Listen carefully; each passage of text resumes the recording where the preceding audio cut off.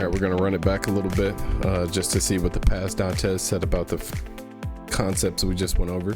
This is going to be about like an extra 2 minutes. It shouldn't be bad. I'll speed it up too. So let's do this. Okay, so I didn't see the spike right here in the pre-market. No, you know how the pre-market is supposed to be really weak because it's very volatile and stuff like that.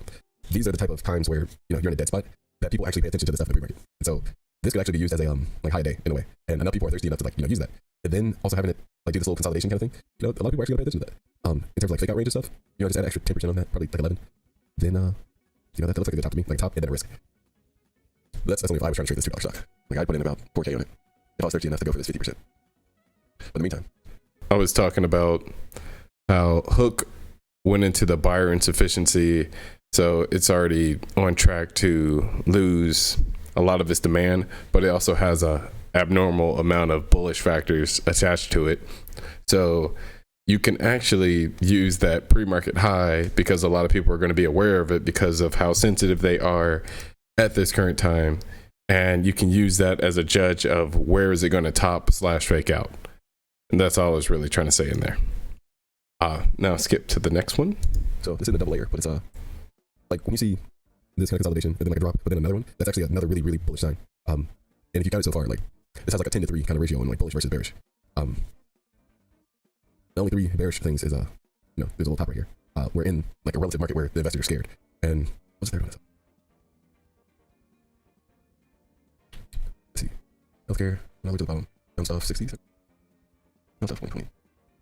There's something else.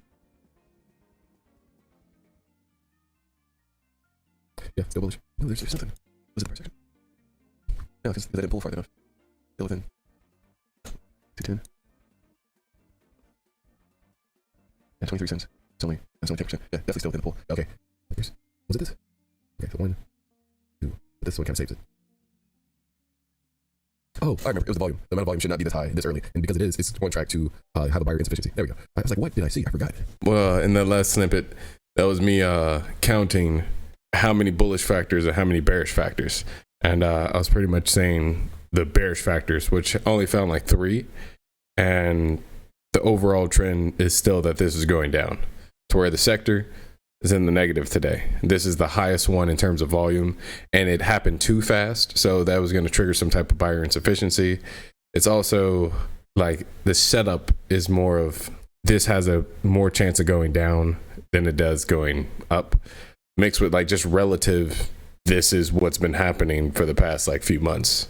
It's going like the morning edge is very weak, and then later the edge is it's almost guaranteed, but not really, but it's almost guaranteed that it's going back down at some point. With that, I was just saying it was going to fake out around 10% off the previous pre-market high. You saw that it actually didn't fall in its morning. It waited till after like 2-3 o'clock. I was mostly saying 3 in this example before it would actually have that momentum shift. And then it closed pretty strong. It closed at like 2, and that's probably going to go down the next day.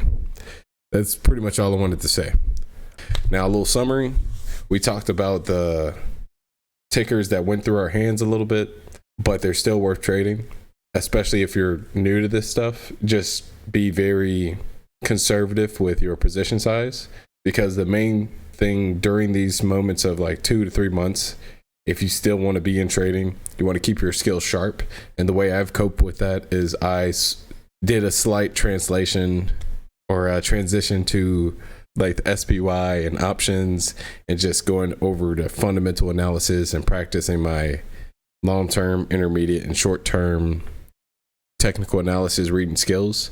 But to the small accounts out there that still want to trade something, we gave 2 to 3 examples today of stuff that you can trade.